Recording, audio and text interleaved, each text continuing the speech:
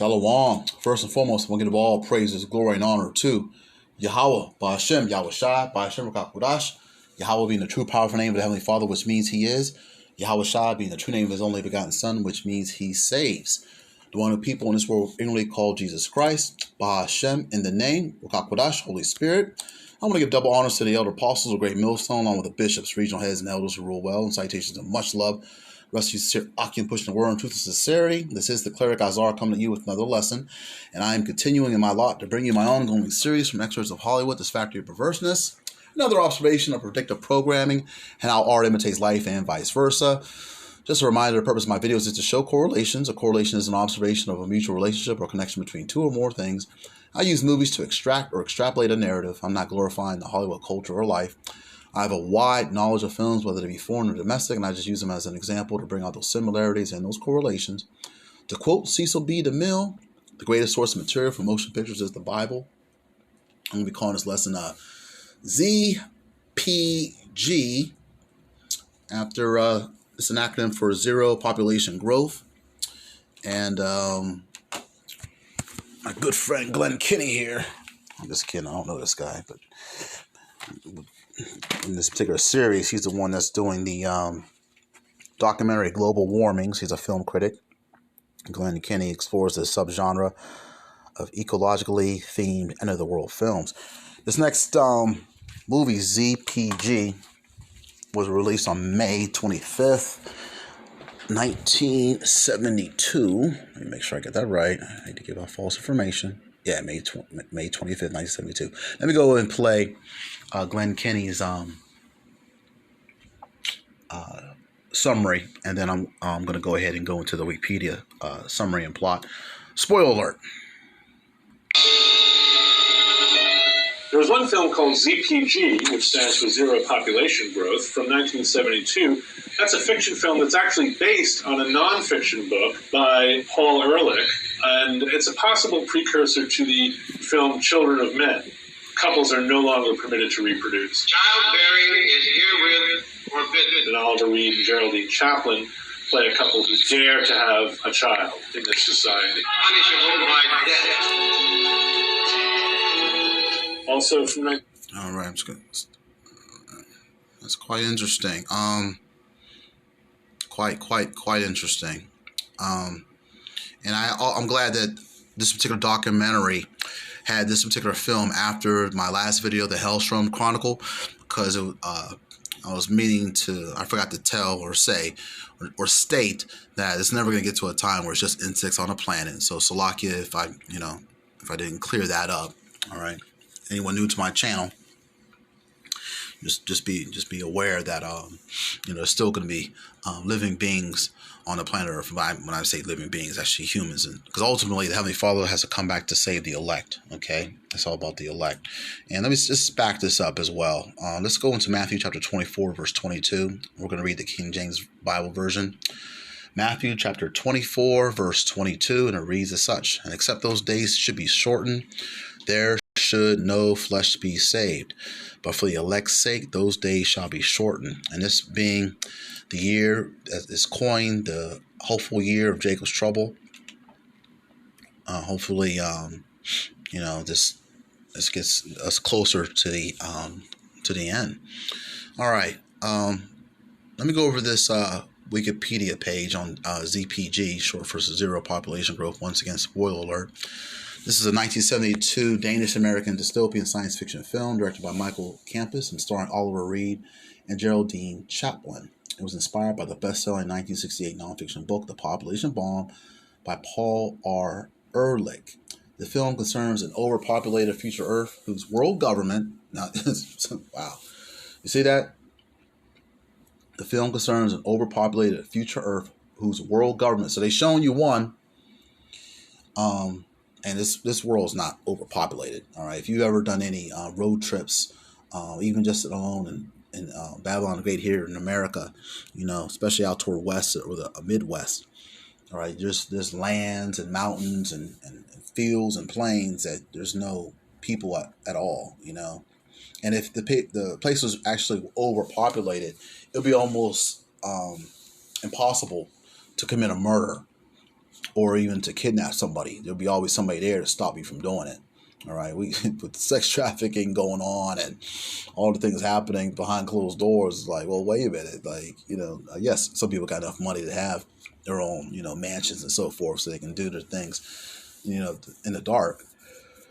But if it really was overpopulated, there'd be so many people that it'd be hard to get away with certain things. All right, that's just what I'm stating. Okay, so back to the Wikipedia here. It says the film concerns an overpopulated future Earth whose world government. Oh, and just the fact here just shows you how we're getting to a part where there is going to be a world government. Okay, and it's going to be a short-lived world government as well, because Yahweh Shai is going to return to end it. Okay.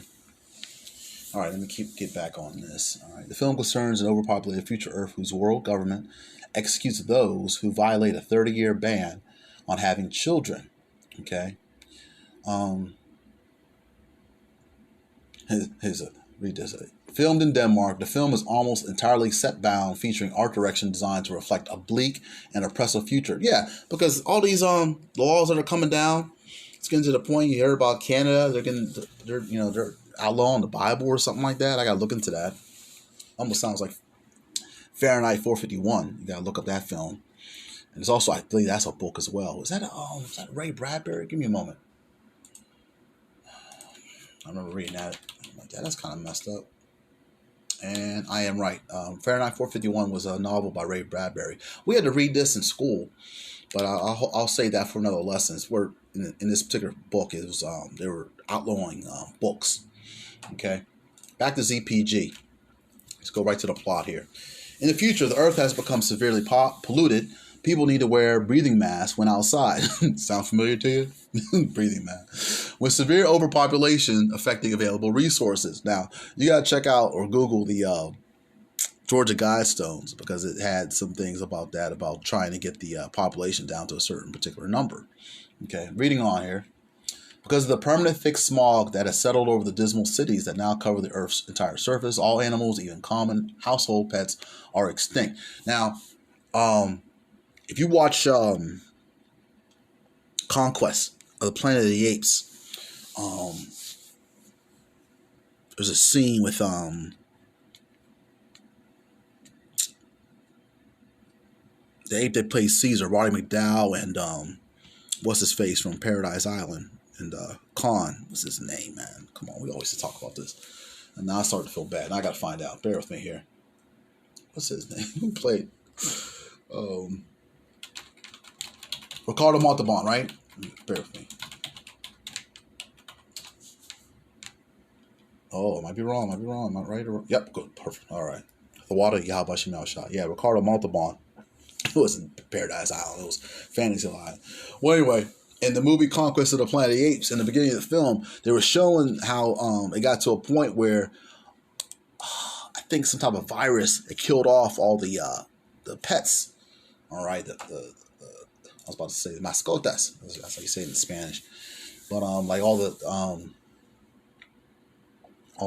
domesticated animals. Okay, let me read on. I'm gonna get off topic. Where am I at? Okay, yeah, even common household pets are extinct. Okay, look at this. People eat tasteless, bright-colored paste out of plastic containers. Look at that. It sounds like Play-Doh. I'm not sure how many you remember. But does they even make Play-Doh? People eat tasteless, bright-colored paste out of plastic containers. Tasteless, man. Even common to reduce the world's population, the world's government, the world government again, decrees that no children may be born for the next 30 years. Breaking this law will result in a death penalty for the parents as well as the newborn. Brainwashing and robot substitutes are used to end the yearning for children. You know what? We're being brainwashed now because doesn't that Suki Hana chick, Stinky Hana, whatever her name is, didn't she have that song called All I Need Is Henny and a Plan B? Man, we couldn't have that 30, 40 years ago. R. Kelly was singing about going half on a baby. Here we are, we got women and top rap chicks talking about, well, she's not really a top rap chick, but we got chicks, there's a lot of chicks listening to her, talking about, aborting their babies and so forth. Let me go back into this summary plot. We're going to get to that next. Violators are executed by suffocation under a plastic dome. And that's interesting that the execution is by suffocation, because we just recently had an execution recently. I forget what city and state it was, where the guy was had to inhale a certain odorless. I'm not sure if it was odorless. He had to inhale some gas for his execution, and it was a very. You can Google that. Check it out yourself. Reading on here. Couples of fertile age visit Babyland and are given life-size animatronic children instead. Ain't that something? You know, and they have those particular fake pets for older people that they give out in certain healthcare companies and clinics and so forth. So imagine having that just for kids. All right, shoot. Right now they have the for women that don't have men, they have the life-sized teddy bear that's like shaped in the shape of a man. All right, so this is what's happening currently. All right, Russ Oliver Reed and Carol McNeil and Geraldine Chaplin work in a museum recreating life in the 20th century. Carol was desperate for a child, so when she conceives, she avoids the listen to this. Carol is desperate for a child, so when she conceives, and just shows you, conception, she avoids the abortion machine installed in their bathroom to remain pregnant. Can you imagine that, living in a society where there's an abortion machine in your bathroom? It's like, wow. Forget about going to a clinic or something. You can do this at home. It's like the ultimate plan B. All right. Reading on. After the child's birth, the couple must shield the baby from being discovered. Once Carol decides to break the law and have a baby, they must not only avoid the prying eyes of the big brother-like government. Who's big brother? Esau, Edom. Go back and study that story of the two twins. The one who was born first is the big brother. It doesn't matter if they're fraternal or maternal, but in this particular case, they were fraternal. Fraternal or identical. Okay. Slack you on that, on my medical terms, my medical terminology. All right, but yeah, Esau and Jacob were twins. They were fraternal twins. Esau was born first. That's where you get a big brother from. Okay. All right, reading on. They must not only avoid the prying eyes of the big brother-like government, but also the growing jealousy of their own friends. Neighbors finding a couple with a real child will go into the streets screaming "baby, baby" until authorities show up. So, boy, it's just showing you how. It just shows you how, in the future, how certain people are going to be turning against each other because of the laws, the unjust laws and draconian laws. Okay, reading on.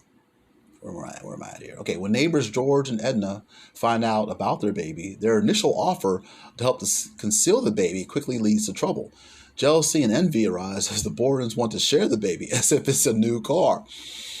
It just shows you like sublime demand, right now the birth rates are so low that, can you imagine? I brought this out in another video of mine. They said by the next 5 to 7 years, like 50% of the women in America, it's over 50%.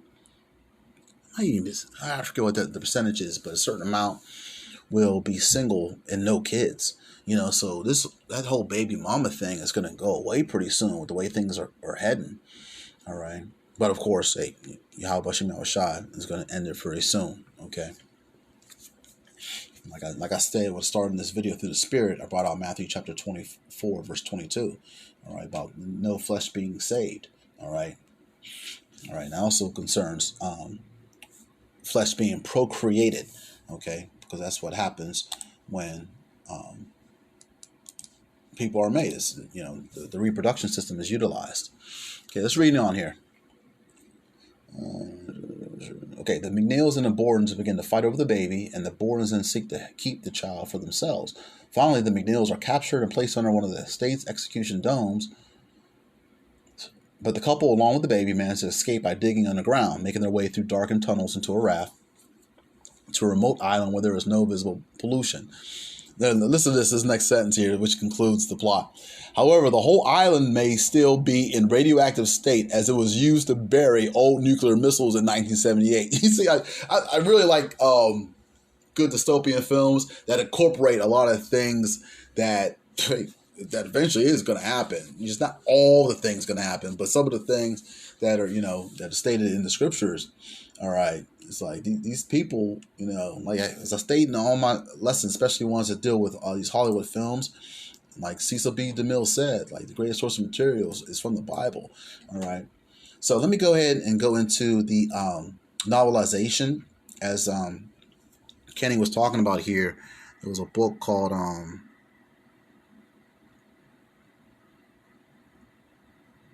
Population Growth. Yeah, the Population Bomb right here. Population Control or Race to Oblivion. Okay. And the film was made from original screenplay by Frank de Filita and Mac Ehrlich, inspired by Paul Ehrlich's The Population Bomb. Okay, a year prior to the film's release, Max Ehrlich published the science fiction novel The Edict, based on the screenplay. In the novel, the Earth's resources have been strained to the limit, and in many parts of the world, cannibalism and food riots are commonplace. Ain't that something? All right. Cannibalism and food riots are a commonplace. Wow, man. When who knows what's going to happen? That's going to make this occur, but it's in our future. All right, and our is going to meaning it's mostly the 2/3. Lord willing, I'm part of the number of the 1/3. I'm part of the elect, but for the 1/3 and the elect, they're not going to be going through this. They're going to be witnessing it, watching it, but it's not going to come to their dwelling, as pertains Psalms 91. Okay, let me make sure I'm quoting that right as well. Let me see. I do not want to misquote any scriptures, boy. Especially during this time of this season, boy. No, like Orson Welles said, there is no room for error.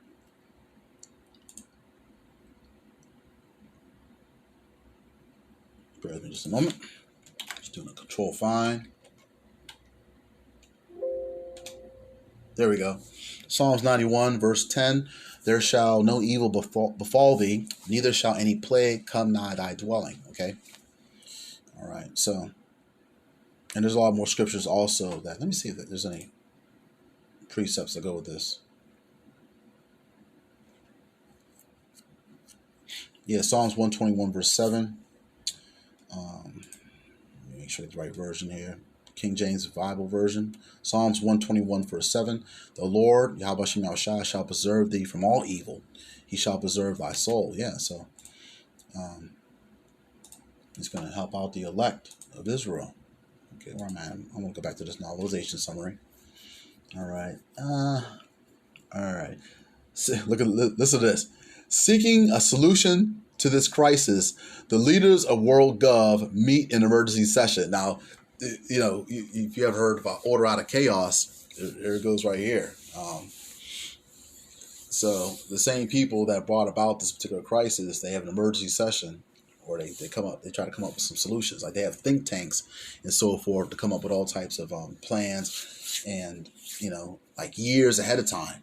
Okay, you gotta look at stuff up like the Trilateral Commission, the Council on Foreign Relations, and there's one more. Is it the Bilderberg Group? Oh no, I could be wrong. There was a third one I always used to talk about. Council, the CFR, Trilateral Commission. That's lucky. I'll have to go into my books to see. There's like at least 3. All right, that's part. Most likely, it's probably even more than that. Yeah, but just Okay, reading on here. Their computers spin through billions of facts, and the reports are more than disquieting. They are chilling. Further growth of the population is unthinkable, and the leaders finally settle on the only possible solution, which is soon announced by the World Government Satellite. You gotta read this one.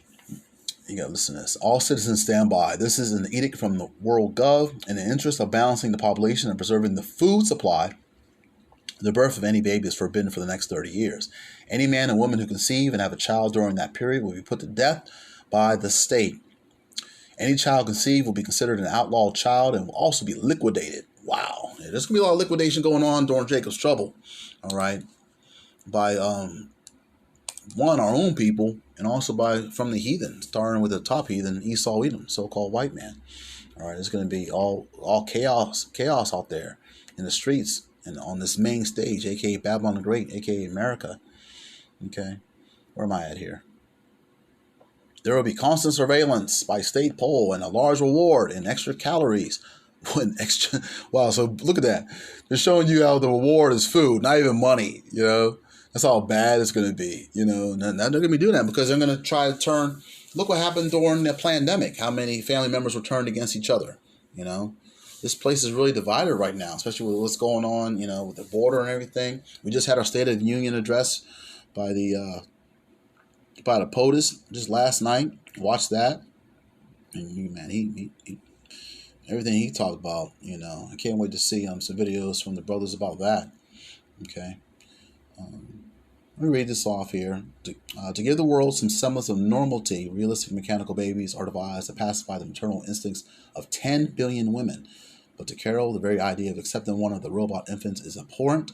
She wants and needs a real child, and this so slowly becomes an exception. So, yeah, man, if they're giving out, you know, synthetic foods and wow, and we got all these robots taking over stuff and AI and so forth, and oh man, I wouldn't put it past Esau to come out with mechanical babies, you know. And practically we got it now. You know, you got certain dolls that you know, open their eyes and urinate and things of that sort, and you know they the senses, they smell a certain way, you know. There's no telling what they're going to come out with.